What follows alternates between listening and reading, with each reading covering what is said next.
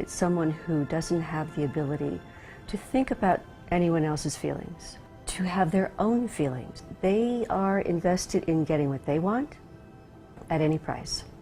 And oftentimes they do. They pretty much think through their life. It's very cognitive how they operate, very devious.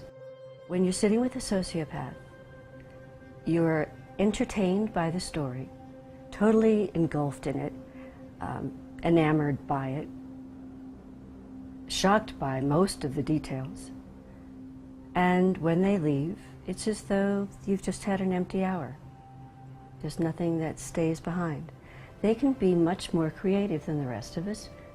They have no limitations, no boundaries. They can think whatever they want, and they can do whatever they want. It's a quality because they get a lot of things that they want. They are able to dissociate from what they feel.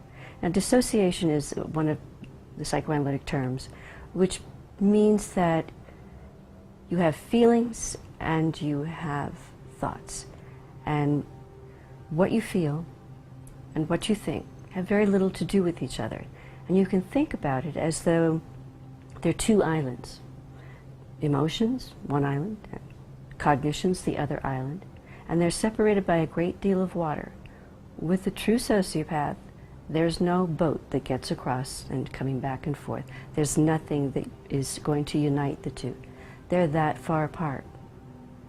And they've had to do that in order to separate early on from their emotions in order to survive their family of origin. So when they grow up, they're lacking.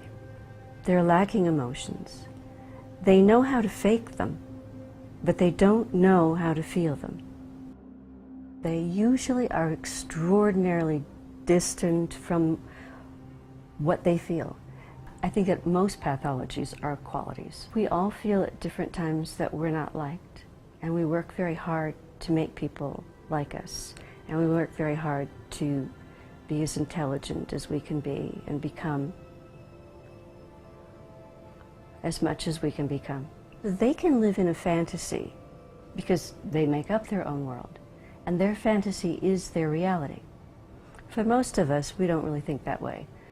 They take on their fantasy as though it's their entire world, where we can move from reality and fantasy, but we do know the difference between the two.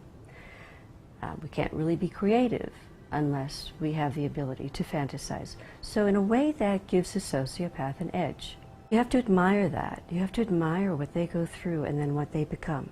To be able to develop a defense against a chaotic family, you've got to have something inside of you that's more powerful than what the rest of us have. And they make it. They survive it. That's a strength.